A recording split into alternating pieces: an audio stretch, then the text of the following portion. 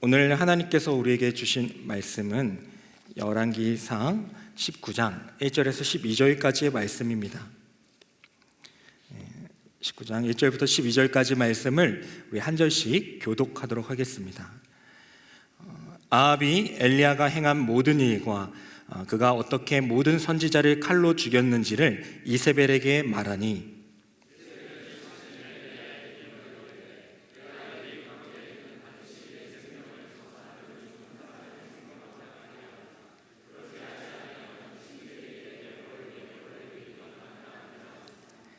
그가 이 형편을 보고 일어나 자기의 생명을 위해 도망하여 유다에 속한 브엘세바에 이르러 자기의 사환을 그곳에 머물게 하고,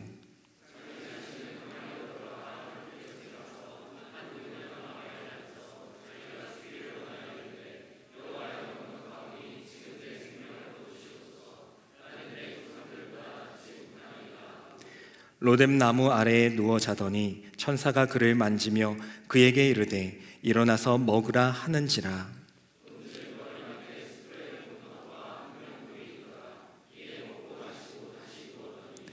여호와의 천사가 또 다시 와서 어루만지며 이르되 일어나 먹으라, 내가 갈 길을 다 가지 못할까 하노라 하는지라.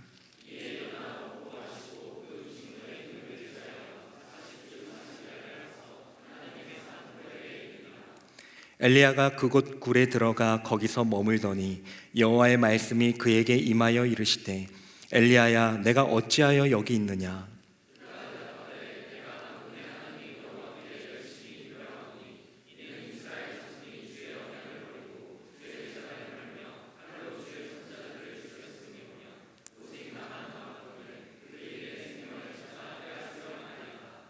여호와께서 이르시되 너는 나가서 여호와 앞에서 산에 서라 하시더니 여호와께서 지나가시는데 여호와 앞에 크고 강한 바람이 산을 가르고 바위를 부수나 바람 가운데 여호와께서 계시지 아니하며 바람 후에 지진이 있으나 지진 가운데에도 여호와께서 계시지 아니하며 또 지진 후에 불이 있으나 불 가운데에도 여호와께서 계시지 아니하더니 불 후에 세미한 소리가 있는지라.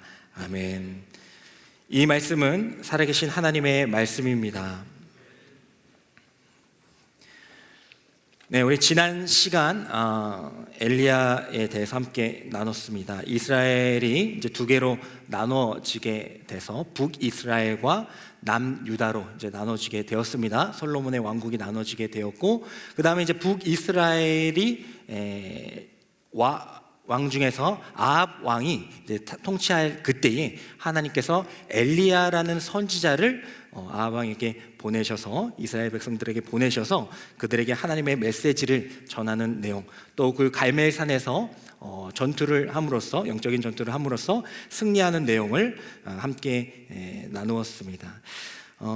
엘리야라고 하면 사실 구약의 선지자 중에서 으뜸인 사람이라고 우리가 볼 수가 있는데, 우리가 이 엘리야의 선지자에 대해서 오늘까지 함께 나눔으로써 왜 야고보서에서 엘리야에 대해서 그는 우리와 같은 성정을 가진 자다, 우리와 같은 동일한 인간이다 라고 표현을 했는지에 대해서 오늘까지 함께 말씀을 함께 나눠보도록 하겠습니다.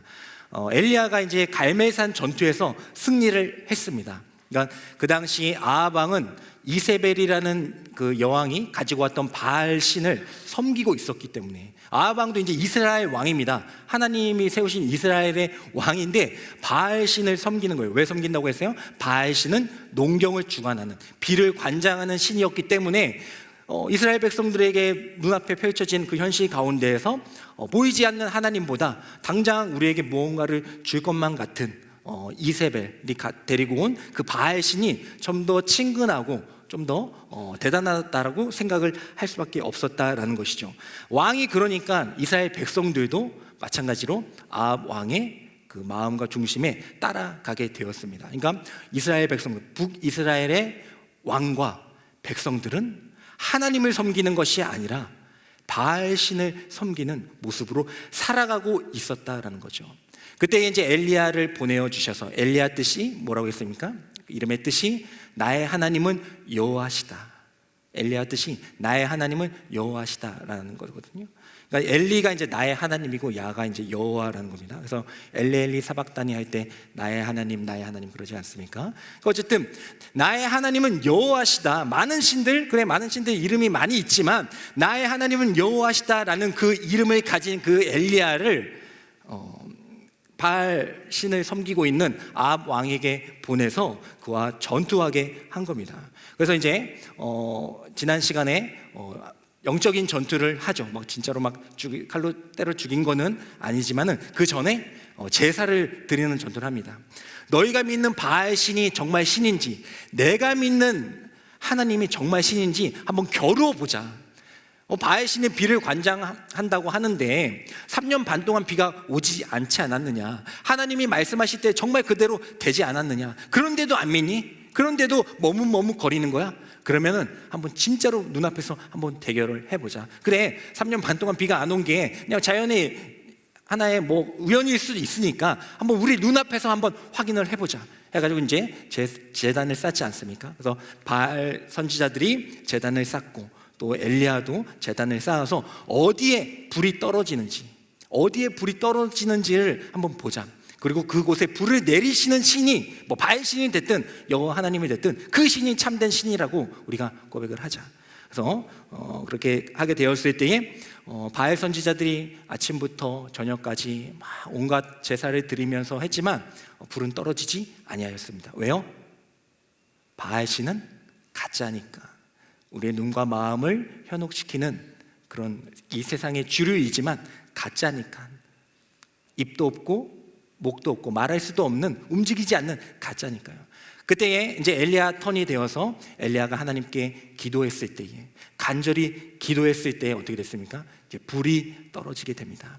엘리야의 제단에 떨어지게 되죠. 근데 그 전에 우리가 함께 의아해했던 부분, 엘리야가 제단을 만들 때에, 제단을 쌓을 때에 그 도랑에 물을 막 가득히 부었던 거 혹시 기억하실까요? 그냥 가만히 있으면 되는데 왜 괜히 그 제단에 불이 잘 안 붙게 왜 물을 부었습니까? 하지만 물을 부었음에도 불구하고 하나님의 불이 떨어지게 되었을 때 어떻게 됐어요? 그 도랑의 물이 말라버리게 되죠. 그 표현을 도랑의 물을 핥았더라라고 표현을 하고 있었습니다. 이것은 뭐라고 얘기했습니까? 그냥 제단에 불이 붙었다 하면 그냥 끝나는데 왜 제단에 물을 핥았더라? 제단에 물이 있었는데 불이 내려와서 그 모든 것들을 말라버리고 그 모든 것을 핥았더라 이렇게 표현을 했을까요? 그것이 가지고 있는 의미, 하나님의 역사하심이 그곳 가운데 이루어졌다라는 것을 분명히 말해주고 있는 겁니다. 오랜 시간이 길러서 그 도랑의 물이 마른 것이 아니라 하나님의 불이 떨어져서 온전하게 하나님의 역사하심으로 그것이 말랐다라는 것을 표현하고 있는 거예요. 이스라엘 백성들이 출애굽해가지고 앞에 바다를 만나죠. 바다를 만나게 됩니다. 홍해라고 하는데 그 바다를 가게 될 때에 뒤에는 적군들 쫓아오죠. 앞에는 바다 있죠. 뭐 진퇴양난인 상황 가운데에서 하나님께서 어떻게 하셨어요? 모세가 지팡이를 바다에 두드렸을 때에 그 바다가 갈라지게 되잖아요. 동풍이 와서 갈라지게 되잖아요. 그때에 뭐라고 표현합니까? 출애굽기 14장에 바다의 땅이 마른지라라고 기록을 하고 있습니다. 그냥 뭐 갈라졌다 그 사이로 지나갔다 하면 되지만 바다의 땅이 마른지라. 그러니까 물이 그냥 갈라지면 원래 진흙이어야 되는데 그렇잖아요. 바다가 있는데 갈라지면 진흙이어야 되잖아요. 근데 바다의 땅이 마른지라, 마른 땅이었다는 겁니다. 뭐예요? 하나님의 온전한 역사하심. 우연이 아니라 하나님의 온전한 역사하심. 하나님의 역사하심에는 정말 그 바다에 질척질척한 것이 아니라 온전한 역사하심이 이루어지게 하는 것이 바로 하나님이시다라는 것을 알려주시기 위해서 그러한 일을 벌이신 것입니다. 그래서 이제 엘리야는 이제 승리하게 됐습니다. 완벽한 승리예요. 그 물조차도 우연이 아니라 물이 완전히 말랐기 때문에 이건 완벽하게 승리하게 됩니다. 그래서 이스라엘 백성들도 이제 눈앞에서 봤으니까 그전에는 막 긴가민가 하다가 바알 신을 우리가 그동안 믿었는데 갑자기 엘리야가 나타나서 하나님이라고 하니, 물론 우리 조상들은 하나님을 믿었지만 지금 바알 신이 대세인데 세대의 흐름인데 좀 고민하지 않았습니까? 그때에 이제 그것을 보고 이제 엘리야가 자 봐라, 하나님의 불이 떨어져서 온전한 역사하심 우리에게 보여주지 않았느냐 이제 나를 따르라 해가지고 그 바알 선지자들, 아세라 선지자들을 이제 칼로 다 이스라엘 백성들과 함께 죽이게 됩니다. 죽이게 돼요. 승리를 한 것이죠. 근데 문제는 그 이후에 일어나게 됩니다. 승리했잖아요. 이제 엘리야가 제단에 하나님의 불을 보여줌으로써 이제 승리했습니다. 그리고 바알의 선지자들을 다 죽였어요. 그럼 이제 승리해서 이 나라가 왕이 이제 회개해가지고 그렇구나. 하나님이 진정한 신이구나 했으면 좋은데 이 왕 마음에는 여전히 바알 신이 존재하는 겁니다. 그래서 이제 이 왕이 엘리야의 그런 행태를 자기 아내 이세벨에게 말을 하게 됩니다. 이세벨도 여왕이잖아요. 왕비잖아요. 이세벨에게 얘기를 합니다. 지금 이런 일이 일어났었는데 그래가지고 이제 바알과 아세라 선지자들이 다 죽게 되었다라는 이야기를 하게 돼요. 그때에 이제 이 이세벨이 열받잖아요. 내 고향에서 데리고 온, 내 시돈 땅 고향에서 데리고 온 내 선지자들을 감히 다 죽여? 이제 이세벨이 화가 난 거죠. 그래서 이제 엘리야에게 사환을 보내서 얘기를 합니다. 너 내일 이맘때쯤에는 너도 죽은 선지자와 같이 그 생명이 될 거다. 너도 죽게 될 것이다. 만약에 그렇지 않을 경우는 많은 신들이 나에게 벌을 내릴 거다. 라고 이제 이야기를 하게 됩니다. 원래 우리의 이제 이런 스토리를 보면 우리의 예상대로라면 이제 엘리야가 그동안 했던 그런 행적들이나 모습들, 믿음의 모습들을 보면 이세벨이 그런 얘기를 했어도 아니 하나님이 나를 지키시는데 지금 내가 승리했던 거 몰라? 그러니까 당당히 그와 이제 맞설 거라고 예상이 되는데 엘리야는 그러지 못했다라는 것이죠. 그래서 오늘 말씀 열왕기상 19장 3절과 4절을 보면서 엘리야가 어떻게 반응했는지를 한번 읽어보도록 하겠습니다. 읽겠습니다. 시작. 그가 이 형편을 보고 일어나 자기의 생명을 위해 도망하여 유다에 속한 브엘세바에 이르러 자기의 사한을 그곳에 머물게 하고 자기 자신은 광야로 들어가 하루길쯤 가서 한 로뎀나무 아래에 앉아서 자기가 죽기를 원하여 이르되 여호와여 넉넉하오니 지금 내 생명을 거두시옵소서. 나는 내 조상들보다 낫지 못하니이다 하고. 아멘. 네, 그 말을 들은 이 엘리야가 그 이세벨과 대적하는 것이 아니라 도망치게 되었다라는 거죠. 여기서 보면 브엘세바까지 도망쳤다라고 하는데 브엘세바는 가장 끝입니다. 우리가 한라에서 백두까지라고 우리나라에 이제 한반도를 얘기하듯이 이제 이스라엘 영토를 얘기할 때 단에서 브엘세바라고 이야기를 하는데요. 그러니까 끝까지 간 거죠. 도망가게 된 거죠. 그리고 나서 이제 로뎀 나무에 앉아서 신세 한탄을 하는 겁니다. 왜요? 이세벨이 나를 죽일 거라는 소식을 들었기 때문에. 근데 그러한 소식은 이미 들은 적이 있어요. 그런 위기는 들은 적이. 왕도 엘리야에 대해서 호감을 갖지 않았고 그 전에 이제 보면은 엘리야를 이제 잡으려는 그런 시도들이 있었기 때문에 사실 그런 이야기는 많이 들었을 것입니다. 하지만 엘리야가 왜 이렇게 무너질 수밖에 없었는가? 하나님을 대적하는 그 이세벨의 그 한마디에 왜 이렇게 무너질 수밖에 없었는가? 그것에 대해서 오늘 읽었던 그 말씀은 분명히 기록하고 있습니다. 3절에 보게 되면 그가 이 형편을 보고 일어나 자기의 생명을 위해 도망갔다. 이게 정답이에요. 엘리야가 그 전에도 많은 위기가 있었고 어려움이 있었지만 그럼에도 불구하고 하나님의 일들을 하나하나씩 해 나갔습니다. 하지만 이세벨의 그 협박, 어떻게 보면 겁박, 그 이야기를 들었을 때 무너졌던 것은 그 이야기를 들어서가 아니라 그 이야기를 들음으로써 엘리야의 사명을 잃어버렸기 때문이에요. 사명이라는 것은 하나님께서 주신 것이고 또 하나님께서 그를 통하여서 이루고자 하시는 것을 사명이라고 합니다. 그리고 그것은 우리 모두에게도 해당되는 일이에요. 저는 아직 이제 믿기 이제 시작하지 얼마 안 돼가지고 전 사명이 없어요. 아니요, 전 오래 다니긴 했는데 사명이 없어요.라고 생각할 수도 있겠지만 우리가 정말로 우리가 그리스도 예수님을 우리가 구주로 모신다면 그게 기본 아닙니까? 우리가 교회를 다닌다고 기독교인이 아니잖아요. 기독교인이 된다는 건 뭐예요?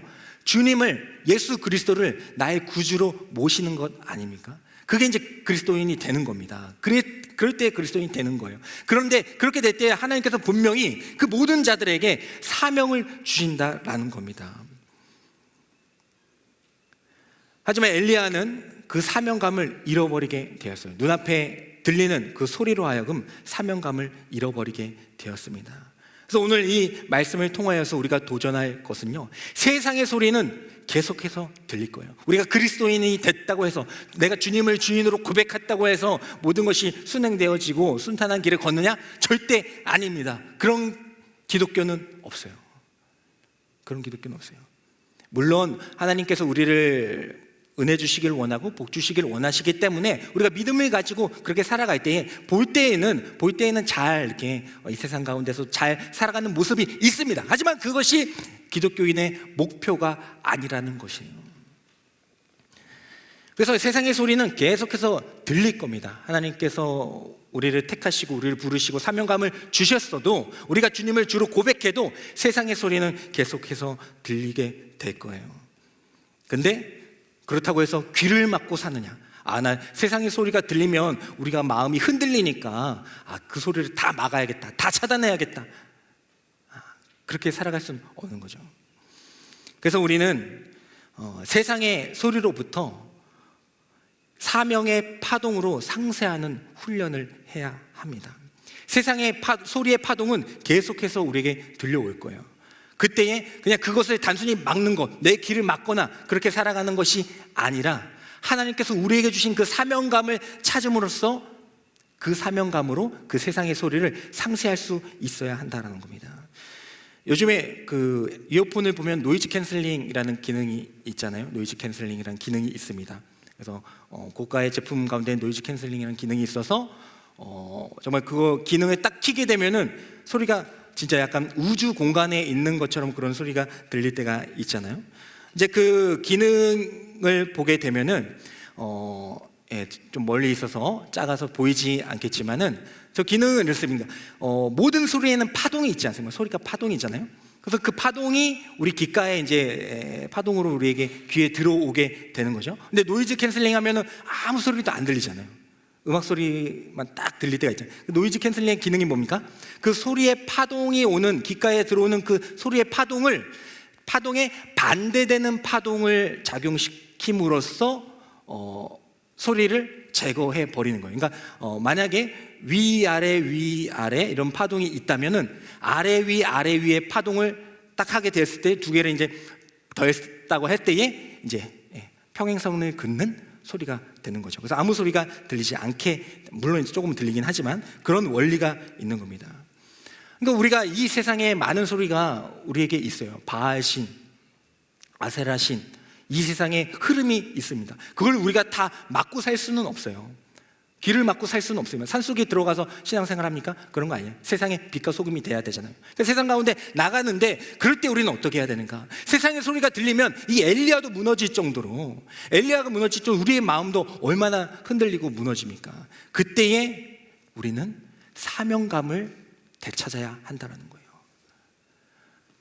세상의 소리가 들립니다. 야, 너 그렇게 믿는 게 맞아? 야, 그 시간에 공부를 해야지, 일을 해야지, 그 물질과 헌신, 그게 너 그렇게 살면 나중에는 후회한다? 그런 소리들이 계속해서 들릴 거예요. 근데 그게 현실적으로, 문제는 뭐예요? 현실적으로 그게 맞는 것처럼 보이잖아요. 실제로 우리가 많은 것들을 함에 있어서 우리 몸과 마음에 딱 들이게 될 때에 정말 우리가 항상 늘 기쁘고 모든 것이 잘 됩니까? 내가 하나님께 헌신한 만큼 내가 하는 일도 막 잘 되고 막 그래요? 그러면 다 믿죠. 그러면 다 믿을걸요? 내가 여기서 설교 안 해도 다 믿을 겁니다. 그렇지 않아요. 그렇지 않잖아요. 그러면 어떻게 합니까? 세상의 소리는 야, 그게 맞냐? 너 정말 그렇게 하면 되겠어? 나중에는 뭐 후회할 텐데. 계속 그런 이야기가 들리는데 그때 어떻게 합니까? 우리가 붙잡아야 될 것은 그때 하나님께서 우리에게 주신 사명감을 붙잡아야 되는 거예요. 엘리야는 그 소리를 듣게 되었을 때에 이 형편을 보고, 야, 이러다가 내가 죽겠구나. 이 형편을 보고, 나의 상황을 보고, 야, 이러다가 내가 죽겠구나. 사명감을 잃어버리게 됐어요. 그리고 자기의 생명을 위해 도망갔습니다. 그 전에도 생명이 있었죠. 그 전에는 생명이 있었지만은 하나님께서 내게 주신 그 사명을 위해서 아합 왕에게도 갔고 그리스 시내가에도 숨어 있었고 뭐 시돈 땅에도 가고 또 갈멜산 그 전투, 지면 죽는 거 아니에요. 그 전투 가운데서도 당당히 할 수가 있었습니다. 내 생명이 아니라 하나님께서 내게 주신 그 사명감을 분명히 붙잡고 있었기 때문에. 하지만 바뀌어 버린 거죠. 이 상황을 보고 이 현실을 보고 이 시대를 봄으로써 내 생명을 지키기 시작했을 때에 그는 그렇게 무너져 버릴 수밖에 없었다라는 겁니다. 여러분들의 인생 가운데에서 하나님께서 주신 그 사명을 붙잡을 수 있기를 소망합니다.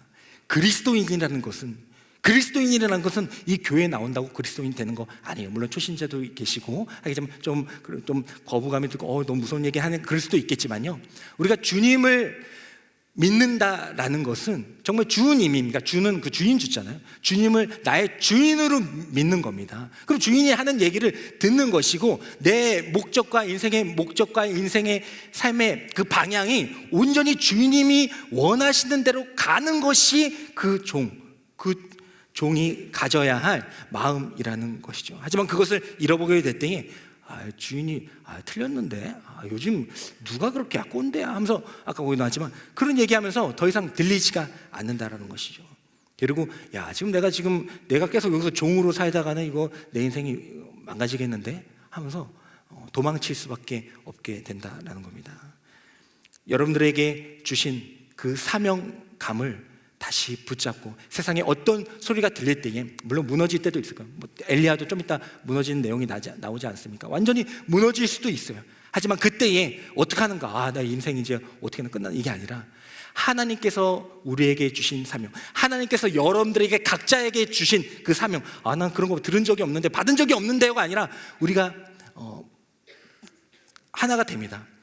하나님을 주님을 고백하게 될 때 내 인생이 내 것이 아니라, 내 삶이 내 것이 아니라 주님의 것이 되게 될 때에 비록 내가 지금 험난한 산을 걷게 되고 웅덩이에 빠져 있을지라도 여기서 내 상황을 보는 것이 아니라 하나님의 사명을 붙잡게 될 때에 그 사명을 붙잡음으로 다시 일어서게 될 줄 믿습니다. 그 문제가 해결됐다. 내가 주님을 잘 믿다가 어려움에 빠졌는데, 경제적 어려움에 빠졌는데 주님을 믿으면 이 경제적인 어려움이 해결돼 가지고 내가 사명을 감당하겠다? 그러면 성경이 쓰여지지 않죠. 그러면 다 믿죠. 그런 거 아니에요. 여전히 험난한 산 가운데 있고 웅덩이에 빠져 있지만은 하나님께서 주신 그 사명감을 가지게 될 때에 여전히 그 자리에서 살아가는 겁니다. 물론 이제 건져주시면 감사한 거죠. 다른 길로 인도하실 겁니다. 하지만 거기서 건져내 주시면 믿겠다? 해결해 주시면 내가 사명을 감당하겠다? 잘못된 거예요. 그건 아니에요. 기독교가 아닙니다. 기독교는 내가 여전히 험난한 산 가운데 있을지라도, 내가 웅덩이에 빠져 있을지라도 하나님께서 주신 이 생명은 내게 아니지. 그 마음과 믿음으로 일어서는 것이 기독교에서 말하는 사명인 줄 믿습니다. 그래서 사도 바울이라는 사람이 있는데 이 사람은 예수님을 너무 사랑하는 사람이었습니다. 그래가지고 이제 예수님을 이제 환상 가운데 그 빛 가운데 만나게 되어서 예수님을 너무나도 인생을 모든 것을 드렸던 사람이 바로 이 사도 바울입니다. 근데 이제 많은 그 복음을 전하고 이 사람도 얼마나 많은 위기를 겪었는지요. 매를 엄청 맞기도 하고 강도를 당하기도 하고 배가 난파당하기도 하고, 예수님 믿었는데 그리스도인 됐는데 이건 더 힘들어. 잘 믿기 전보다 더 힘들어. 이건 더 힘들어. 하지만 그가 마지막에 예루살렘으로 들어가기 전에 예루살렘에 가면은 이제 잡혀 죽는다는 걸 알고, 왜냐면 이제 그 사람이 이제 배신자이기 때문에 이제 그 사람을 죽이려는 많은 사람들이 예루살렘에서 기다리고 있었거든요. 그래서 이제 많은 데서 복음을 전하다가 이제 예루살렘에 들어가야 되는데, 유대인들에게 복음을 전하려고 들어가야 되는데 가면 죽는다는 거예요. 그 성령님께서 나타나셔가지고 하나님께서 말씀하시면 거기 가면 죽는다. 그때 사도 바울이 어떻게 했습니까? 오늘 사도행전 20장 23절과 24절의 말씀을 한번 고백해 보도록 하겠습니다. 읽겠습니다. 시작. 오직 성령이 각 성에서 내게 증언하여 결박과 환난이 나를 기다린다 하시나 내가 달려갈 길과 주 예수께 받은 사명 곧 하나님의 은혜의 복음을 증언하는 일을 마치려 하면은 나의 생명조차 조금 더 귀한 것으로 여기지 아니하노라. 아멘. 아멘. 그는 그 예루살렘으로 갑니다. 왜요? 몰라서요? 가면 더 좋아지는 거 아니야? 아니잖아요. 가면 죽는 거예요. 알아요. 지금 내 형제 자매들도 있고 또 성령님께서 가면 죽는다고 말씀하셨습니다. 알아요. 가면 죽어요. 가면 죽어요. 내 생명을 위해서 내 상황을 보면 가면 안 돼요. 맞죠? 가면 안 돼요. 내가 지금 놀고 먹고 있는 거 아니잖아요. 복음 전하고 있단 말입니다. 근데 예루살렘에 이제 복음을 전하려고 이제 가야 되는데 믿지 않는 사람들이 있으니까, 잘못 믿고 있는 사람들이 있으니까 가야 되는데 가면 죽는데요. 내 상황을 보고 내 형편을 보면 가면 안 돼요. 내 생명을 아낀다면 가면 안 돼요. 다른 일 하면 되잖아요. 다른 데서 복음 전하면 되잖아요. 근데 가요. 왜요? 주님께서 내게 주신 사명이기 때문에. 여러분들의 형편 제가 다 알지 못합니다. 여러 가지 어려운 상황 가운데 있을 분도 계시고 정말 그 지옥과 같은 그런 상황에 처하신 분도 계실 줄 믿습니다. 압니다. 하지만 말씀드린다. 물론 이제 하나님께서 여러분들을 사랑하시기 때문에 거기서 건져내 주실 거예요. 건져내 주시면 내가 사명을 회복하게 아니에요. 힘들지라도 아닌 건 아닌 겁니다. 안 돼요. 타협 없어요. 거기서도 그곳에서도 사명감을 가지고 일어설 수 있기를 소망합니다. 그런데 너무 잔인할 수도 있잖아요. 그죠? 너무 잔인할 수 있잖아요. 지금 지옥 같은 삶을 살고 있는데 어떻게 일어납니까? 그래서 하나님께서는 그냥 두지 않는 거예요. 그렇잖아요. 우리 자녀잖아요. 사명자 뭐 도구로 써먹고 버리는 거 아니잖아요. 하나님께서 우리를 사명자로 삼는다는 건 뭡니까? 하나님께서 늘 동행한다는 거잖아요. 하나님의 뜻을 우리를 통해서 이루신다는 거잖아요. 우리를 자녀 삼으시고 백성 삼아 주신다는 거잖아요. 결코 그대로 두지 아니하신다는 겁니다. 그래서 오늘 넘어가서 말씀을 보게 되면요, 로뎀에서 이제 엘리야가 무너졌잖아요. 그 이세벨의 소리를 듣고 사명감으로 이제 그걸 상세해가지고 일어났어야 되는데 지금 너무나도 그게 안 되는 겁니다. 너무나도 안 되는 거예요. 그 로뎀 나무 아래서 하나님을 원망하죠. 하나님, 저 이만큼이면 되잖아요. 넉넉합니다. 이 정도면 충분합니다. 저는 그 믿음의 조상들 아브라함과 모세 같은 자가 아닙니다 하면서 이제 잠이 들게 돼요. 저는 이제 이대로 그냥 할 일 다 했으니까 죽기를 원합니다 하면서 잠이 들게 됩니다. 그만큼 지옥과 같은 그런 심정이었다라는 것이죠. 그때에 이제 하나님께서 어떻게 하시는지 우리 열왕기상 19장 5절에서 8절의 말씀, 19장 5절에서 8절의 말씀을 한번 읽어보도록 하겠습니다. 읽겠습니다. 시작. 로뎀나무 아래에 누워 자더니 천사가 그를 어루만지며 그에게 이르되 일어나서 먹으라 하는지라. 본즉 머리맡에 숯불에 구운 떡과 한 병 물이 있더라. 이에 먹고 마시고 다시 누웠더니 여호와의 천사가 또 다시 와서 어루만지며 이르되 일어나 먹으라. 내가 갈 길을 다 가지 못할까 하노라 하는지라. 이에 일어나 먹고 마시고 그 음식물의 힘을 의지하여 40주 40야를 가서 하나님의 산 호렙에 이르니라. 아멘.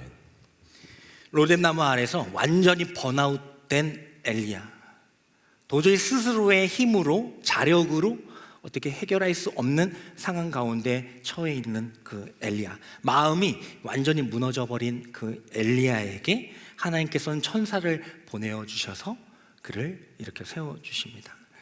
천사라는 것은 이제 하나님의 뜻과 마음과 말씀을 전하는 존재이고요. 사실 그 천사는 어떻게 보면 하나님을 대변한다라고 생각하시면 될 것 같아요. 하나님께서 자력으로 일어날 수 없는 그 엘리야에게 천사를 보내어 주셔서 어떻게 합니까? 천사가 그를 어루만지며라고 기록하고 있어요. 여기서 근데 이 말씀을 천사가 그를 어루만지며라는 것은 이제 쭉 서술하기 위해서 쓴 글이고, 그 원어를 우리가 직역하게 되면은 웨힌네라는 그 접속사가 지금 생략되어 있습니다. 그러니까 그 말씀을 그대로 직역하면 이런 뜻입니다. 그런데 이것을 보라, 천사가 그를 만지고 있다라는 번역이 되어 있어요. 원래는 그런데 이것을 보라, 천사가 그를 만지고 있다. 네, 어떻게 독자에게 이제 하는 얘기죠. 혼자 로뎀 나무에서 이제 완전히 죽어가던 그자, 혼자 있는 것 같고 완전히 잠든 것 같고 대책이 없는 것 같지만, 그런데 이것을 보라, 하나님은 그를 만지고 있다. 우리의 삶이 어떤 자리에 있을지라도 하나님 어디 있습니까? 원망할 때 너무 많잖아요, 그렇잖아요. 근데 최근에 제가 들은 것만으로도 상당히 많습니다. 그거 이해가 돼, 충분히 이해가 돼. 도저히 하나님을 이해할 수 없는 그런 상황과 현실 이해가 됩니다. 그만큼 정말 암울하고 정말 속상하고 마음이 무너지는 상황 가운데 있는 청년들도 있습니다. 그런데 이것을 보라, 천사가, 하나님이 그를 만지고 있다. 서술이 아니라 우리에게, 독자에게, 청자에게, 우리에게 주시는 하나님의 음성인 줄 믿습니다. 그래서 흔들어 깨운 거예요. 어루만지고 있다면서 흔들어 깨우는 겁니다. 그리고 나서 뭐라고 합니까? 일어나서 먹으라. 그리고 보니까 머리맡에 숯불 구운 떡과 한 병 물이 있더라 라고 기록하고 있어요. 천사가 막 깨웠어요. 하나님 깨웠습니다. 딱 봤더니 그 머리맡에 숯불에 구운 떡과 물이 있는 겁니다. 그러니까 하나님이 이제 완전히 번아웃된, 완전히 지금 지쳐버린 그 엘리야잖아요. 근데 엘리야, 내가 너의 사명감을 회복해가지고 지금 당장 달려가, 이게 아니에요. 하나님도 우리가 정말 낭망에 있을 때에 이제 그냥 그 상태에서 모든 걸 회복해가지고 단번에 지금 가야지, 지금 네가 이루고 있을 때는 하면서 바로 이렇게 가혹하게 하시는 분이 아니십니다. 그의 몸과 육을 회복시켜 주시는 거예요. 그래서 일어나서 먹으라. 뭐 간혹 이제 다 그런 건 아니지만은 이제 믿지 않는 분들이 목사를 이야기할 때 그 먹사라고 합니다. 들어보셨어요?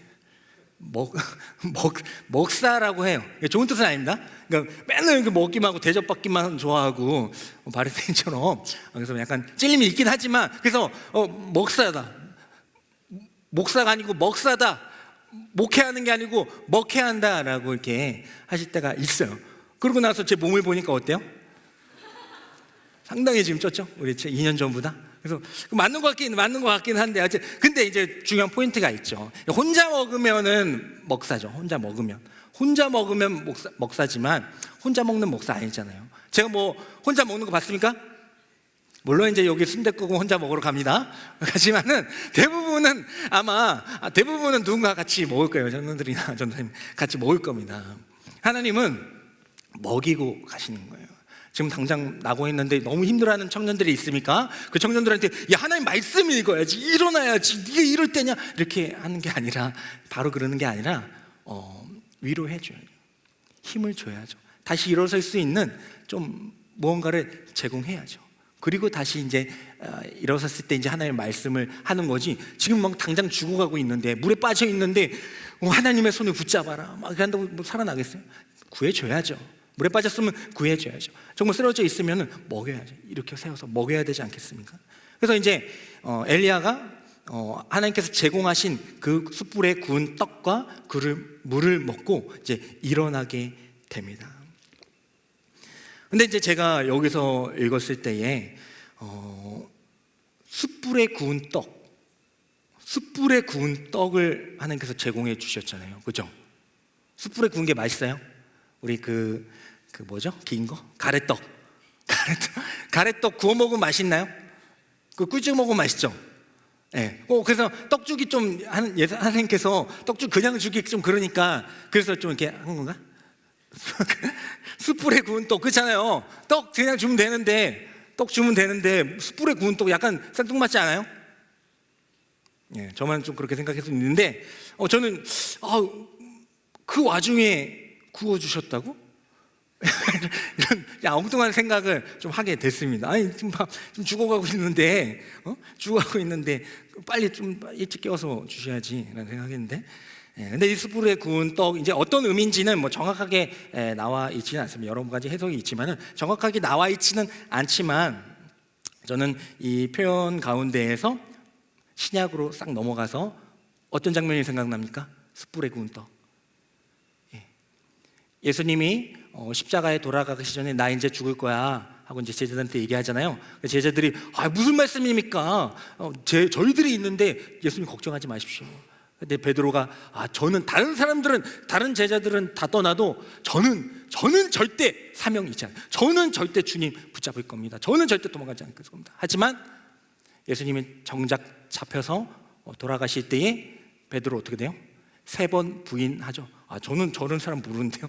저 처음 보는 사람인데요. 하면서 3번 부인하지 않습니까? 그래서 이제 예수님은 돌아가셨고 베드로는 이제 낭망한 가운데 내가 잘 믿은 건가? 그게 정말 예수님이 맞았나? 내가 지금 뭐 하고 있는 거지? 하면서 살아가고 있을 때에 예수님이 이제 부활하셔가지고 이제 베드로에게 나타나시거든요. 꼴도 보기 싫을 거 아니에요. 인간적으로는 3번 말이나 하지 말지 3번 부인 저는 절대 다른 제자들은 몰라도 전 절대 부인하지 않을 겁니다. 저는 끝까지 사명 감당할 겁니다. 그렇게 얘기했던 베드로가 3번 부인하는 장면을 주님의 눈앞에서 보지 않았습니까? 그래서 이제 예수님께서 부활하셔서 꼴도 보기 싫은 그 베드로에게 간 게 아니라 그래서 사랑하는 베드로에게 가게 되죠. 그랬을 때에 그 장면이 나옵니다. 요한복음 22장 우리 9절과 13절의 말씀을 한번 보도록. 베드로가 이제 막 배에서 막 다시 어부였으니까 다시 돌아가가지고 막 어부일 막 하는데 뭐 안 되고 막 하고 있을 때에 부활하신 예수님께서 그 베드로에게 찾아가시는 장면입니다. 읽겠습니다. 시작. 육지에 올라보니 숯불이 있는데 그 위에 생선이 놓였고 떡도 있더라. 예수께서 가셔서 떡을 가져다가 그들에게 주시고 생선도 그와 같이 하시니라. 아멘. 물론 이제 그 엘리야의 떡이 이 떡은 아닙니다. 엘리야의 떡이 이 떡은 아닌데 저는 이제 그 떡을 보면서 숯불에 구운 떡이라는 그 표현을 보면서 정말 엘리야처럼 하나님을 위해서 살아갔던 자가 어떻게 보면 예수님 하나님 입장에서는 약간 속상할 수 있는 거 아닙니까? 끝까지 믿음을 지켜 나가야 되는데 자신의 형편과 생명을 보다가 사명을 잃어버린 그 엘리야가 약간은 조금 속상할 수 있는 장면 아닙니까? 근데 그럼에도 불구하고 하나님께서는 그를 다시 일으켜 세우시기 위해서 숯불에 구운 떡, 그러니까 어떻게 보면 그냥 떡을 주실 수도 있겠지만 조금 더 하나님의 그런 사랑과 개입하심이 들어간 떡이라고는 우리가 해석할 수는 있을 것 같아요. 일반적으로 그냥 떡을 주실 수도 있지, 떡 주셨다라고 할 수도 있겠지만 숯불에 구웠다는 건 어떤 작용이 일어난 것 아니겠습니까? 그렇죠? 그건 맞잖아요. 그래서 하나님의 사랑과 정성이 조금 더 들어간 그 떡을 엘리야에게 먹이셔서 그를 일으켜 세우셨다. 마찬가지로 베드로도 3번이나 부인해서 이제 내가 이제 난 끝났지. 가만히 그때 말이나 하지 말걸. 난 끝났지. 예수님 부활하셨는데 하셨다고 하는데 나는 이제 끝났지. 어떻게 보면은 베드로도 그 자리가 로뎀의 자리였을 수도 있어요. 낭망의 자리. 전 끝났습니다 하는 그 낭망의 자리. 하나님과의 관계가 끊어져 버렸다고 생각한 그 자리. 하지만 엘리야에게 숯불을 구워주셨던 그 하나님이 베드로에게 나타나셔서 동일하게 그 숯불에 생선과 떡을 얹으셔서 그 베드로에게 먹여 주신 것입니다.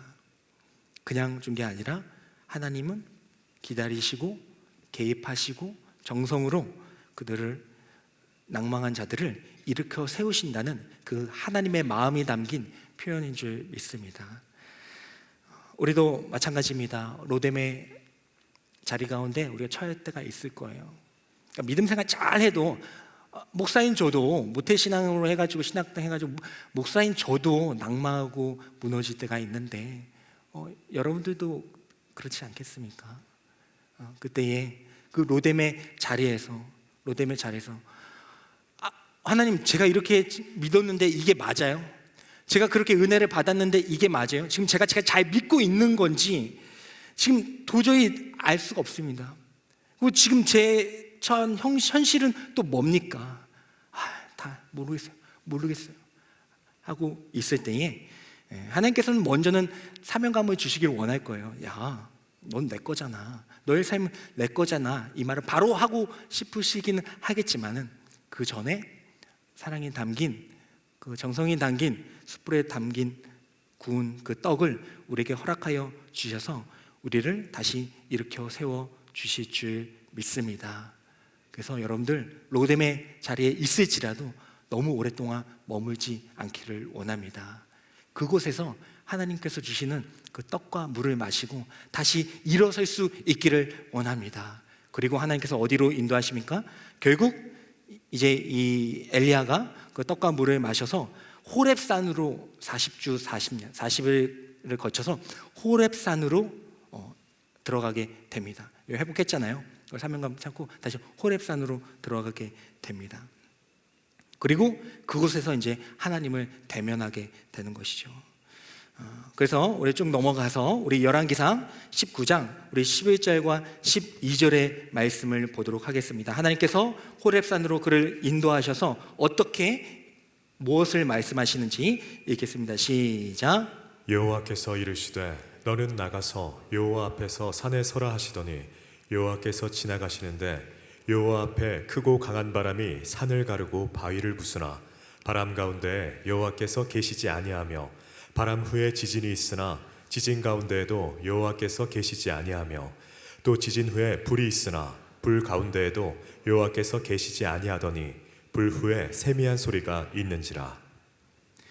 호렙산에 도착한 엘리야는 굴 속에 숨어 있었는데 하나님께서 나타나셔가지고 왜 네가 지금 여기 있느냐, 네가 어찌하여 여기 있느냐 말씀을 하십니다. 그러면서 그가 그에게 너 이제 밖으로 나가, 굴 밖으로 나가서 여호와 앞에 서라. 내가 이제 보여주겠다. 내가 이제 알려줄게 하면서 밖으로 나가게 하십니다. 그리고 나서 이제 역사를 하시는데 오늘 말씀의 표현을 보게 되면은 이제 강한 바람이 쫙 오게 됩니다. 강한 바람이. 그래서 하나님이 쓰라고 해서 딱 서 있는데 강한 바람이 쫙 오는 거예요. 근데 뭐라고 표현해요? 여호와께서 계시지 아니하는지라라고 하고 있습니다. 그리고 나서 또 뭐가 옵니까? 지진이 일어납니다. 막 지진이 일어나, 막 지진이 일어납니다. 근데 또 뭐예요? 여호와께서 계시지 아니하노라. 그리고 이제 불이 일어납니다. 불, 우리 엘리야 불 딱 기억나시죠? 제단의 불. 야, 불이면은 이제 하나님이 이제 함께 하시는 거 아니냐? 불 하는데 뭐래요? 여호와께서 계시지 아니하노라. 바람, 지진, 불, 이 세 가지는 하나님께서 임재하실 때에 이 세상 가운데 나타나는 그런 현상입니다. 그러니까 하나님은 바람 가운데 나타나시고 또 지진 가운데 불 가운데 임재하시는 분이신데 그 가운데 나타나지 않으셨어요. 그리고 뭐라 합니까? 불 후에 세미한 소리가 있는지라. 소리인데 세미한 음성이 있는지라. 뭘 얘기하는 걸까요? 뭘 얘기하고 있는 겁니까? 하나님의 임재. 엘리야는 지금 하나님의 임재, 이제 하나님께서 나를 이제 회복시켜서 호렙산에 와가지고 이제 하나님의 뜻을 알려주시겠구나. 근데 바람이 확 불어요. 와, 그래서 야, 하나님 나타나시겠네. 근데 안 나타나지 않아. 지진이 일어났는데 나타나시겠는데 나타나지 않아. 그리고 불이 일어났는데도 나타나지 않습니다. 뭐예요? 하나님께서는 그러한 현상으로 내가 너와 함께하는 것을 보여주는 게 아니라 내 말씀, 내 음성으로 너가 나와 함께함을 알아야 된다. 알아야 된다. 강한 소리와 지진 막 그런 것들, 그런 게 있는다고 해서 세상의 소리가 들리지 않는 게 아니야. 들리지 않는 게 아니야. 네가 내 말을 의지할 때에, 내 말을 네 안에 두게 될 때에, 그것으로 사명을 감당하게 될 때에 그것이 나와 동행하는 것이다 라는 것을 하나님께서 이 자연의 현상을 통하여서 알려주신 것입니다. 눈앞에 보이는 것들, 하나님의 임재, 수련회를 통해서, 예배를 통해서, 말씀 읽을 큐티를 통해서, 기도를 통해서, 그런 것들 통해서 하나님의 임재를 경험합니다. 느낌이면 어떻게? 하나님은 눈물 막 흘렸는데 임재 안 하셨으면 뭐예요? 혼자 뭐 한 거예요? 그걸 생각해 봐야 돼요. 눈물 숨을 흘렸는데 막 그랬는데 갔다 와서 똑같아. 하나님 말씀 기억도 안 나고 하나님 말씀대로 살 생각도 없어. 임재한 거 맞아요? 맞아요? 그게 맞는 겁니까? 하나님의 경험은 그런 현상으로 하는 게 아닙니다. 너무 단순. 하나님의 말씀이 내 안에 있어서, 내 안에 있으면 내가 하나님의 말씀으로 살아갈 수밖에 없는 거예요. 그게 이제 사명이에요. 사명. 그러니까 내 하나님의 말씀대로 내가 살아가는 그 인생의 목적과 방향에 있느냐 없느냐가 내가 그리스도인이냐 아니냐지, 어떤 나르는 경험을 했다고 해서 꿈을 꿨는데 환상 예수님이 나타나, 이런 걸로 우리가 하나님의 제자임을, 하나님의 길을 가고 있음을 우리가 판단할 수가 없다라는 것입니다. 그래서 엘리야는 이제 분명히 알았어요. 아, 그렇구나. 이 세상의 소리는 어차피 계속해서 들릴 거야. 그때에 내가 붙잡아야, 내가 사명으로 이제 감당해야 되는데, 그 사명을 감당할 때 무엇이 중요한가? 그렇구나. 결국에는 하나님의 말씀이구나. 이제 엘리야는 이제 그것을 알게 되었습니다. 그리고 나서 이제 하나님께서 그에게 얘기를 하시는 거예요. 열왕기상 19장 15절과 16절의 말씀을 함께 읽겠습니다. 시작. 여호와께서 그에게 이르시되 너는 네 길을 돌이켜 광야를 통하여 다메섹에 가서 이르거든 하사엘에게 기름을 부어 아람의 왕이 되게 하고, 너는 또 님시 아들 예후에게 기름을 부어 이스라엘의 왕이 되게 하고, 또 아벨무홀라 사바세 아들 엘리사에게 기름을 부어 너를 대신하여 선지자가 되게 하라. 아멘.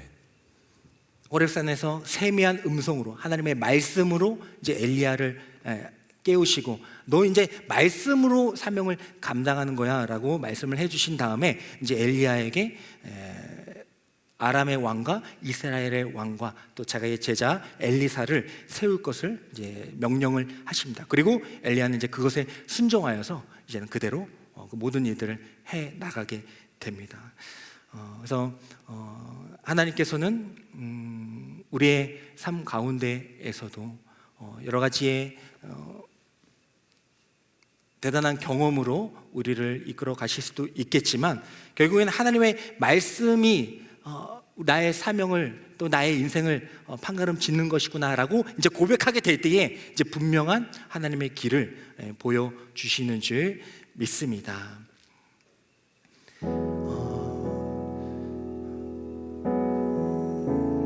사랑하는 우리 더스토리 공동체 여러분, 하나님께서 여러분들의 삶을 이미 다 알고 계십니다.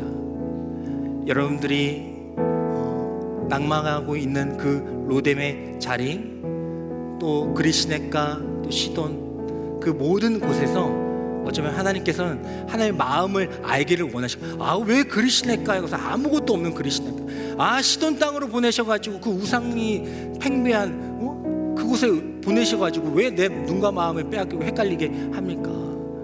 갈멜산에서 승리하게 하셨으면 그 다음부터는 하나님, 저 이제 승리하게 하셨으니까, 보여주셨으니까 이제는 연전연승하면서 승승장구하면서 가야 되는 거 아닙니까? 그게 아니라는 겁니다. 그게 아니라는 거예요. 네가 아무리 그 많은 일들을 경험하고 승리하더라도 내 말씀이 없다면, 수련회 때 은혜 받고 제 인생을 바치게, 내 말이 없다, 내가 선교사가 돼서 내 목사가 돼서 내 말씀이 없다면 너 그거 감당하기 어려울 거야. 네가 어느 자리에 있느냐가 중요한 게 아니라, 내가 계속 얘기하잖아. 그 말씀의 자리, 그 기도의 자리, 아까 찬양에도 기도하게 하시려고 나를 그 평온이 없는 가운데, 그 폭풍 가운데 두셨습니까? 그 하나님의 마음을 이제는 깨달아서 로뎀에 있을 때에도 나를 깨우시고 나를 일으켜 세우시길 원하시는 그 하나님의 그 사랑을 알아서 이제는 하나님께서 우리에게 원하시는 그 길, 그 사명을 말씀을 가지고 달려나갈 수 있는 저희들이 되기를 간절히 소망합니다.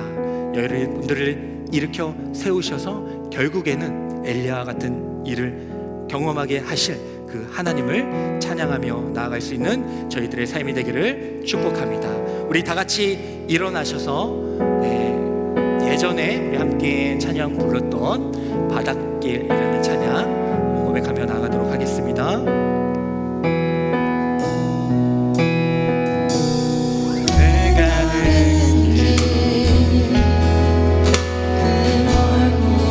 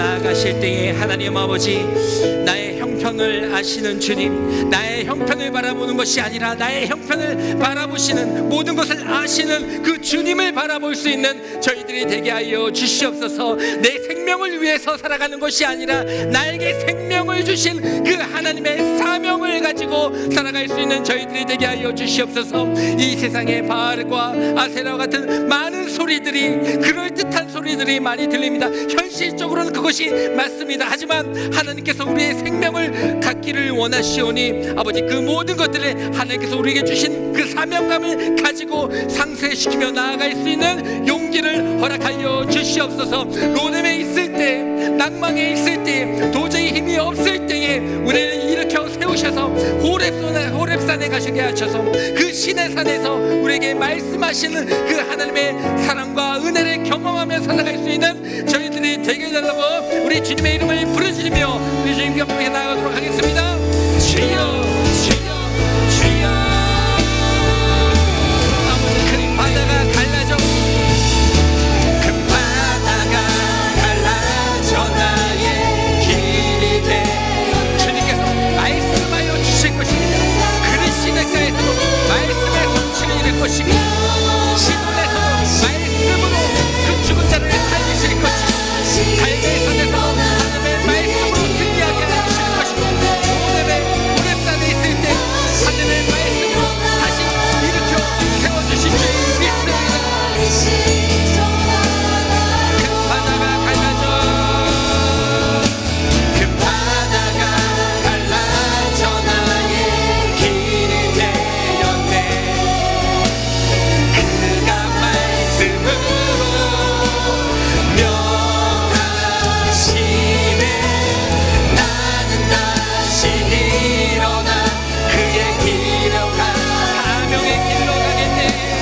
다시 일어나 그가 가르신 저 바다로.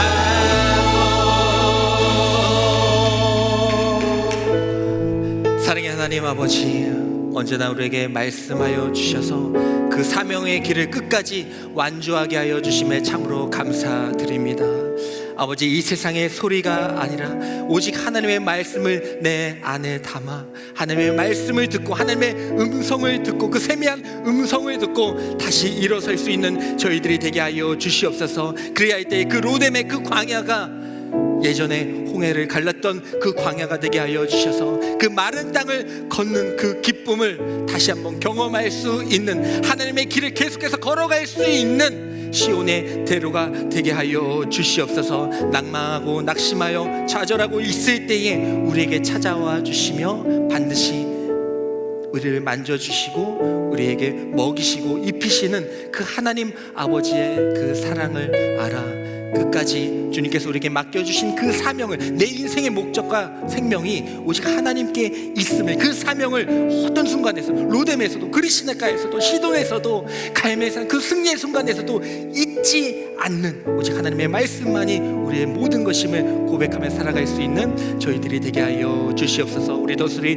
모든 공동체에 하나님께서 계속해서 성장시켜 주실 줄 믿습니다. 그 자리에 두지 아니하시고 계속해서 전진하게 하여 주실 줄 믿습니다. 사명이 대단한 것이 아니라 멀리 있는 것이 아니라 지금의 내 삶 가운데서 말씀으로 하나님의 뜻으로 하나님의 마음으로 행하는 아주 그 작은 일, 그 작은 일이 하나님께서 내게 주신 그 생명이자 사명이오니 그의 잘 감당함으로써 하나님의 백성으로 자녀와 같은 엘리야와 같은 자들이 될 수 있도록 사용하여 주시옵소서. 이제는 우리의 삶과 행동 모든 것들이 하나님의 합당한 데, 우리 가족과 우리 일터 그 모든 것들이 하나님의 역사하심이 나타나는 말씀의 자리가 되게 하여 주실 줄 믿사오며 이 모든 말씀 예수님의 이름으로 기도드립니다.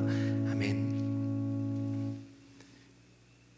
지금은 우리의 생명의 떡이 되신 만나이신 예수 그리스도의 은혜와 광야로 보내시면서 아무것도 없는 가운데에서도 하늘에서 만나를, 그 떡을, 숯불에 구운 떡을 허락하여 주셔서 내가 너희와 함께하고 있다는 것을 분명히 알려주신 하나님 아버지의 사랑과 어떤 일이 있을지라도 그 로뎀에서도 하나님께서 나와 함께 하심을 경험케 하시고 다시 일어나게 하시는 성령 하나님의 감화교통하심이 이 자리에서 예배드리고 있는 모든 성도들의 머리 위에, 그들의 삶 위에, 우리 더스토리 공동체와 우리 청년들의 모든 삶 가운데 지금부터 영원까지 함께하여 주시기를 간절히 축원하옵나이다. 아멘.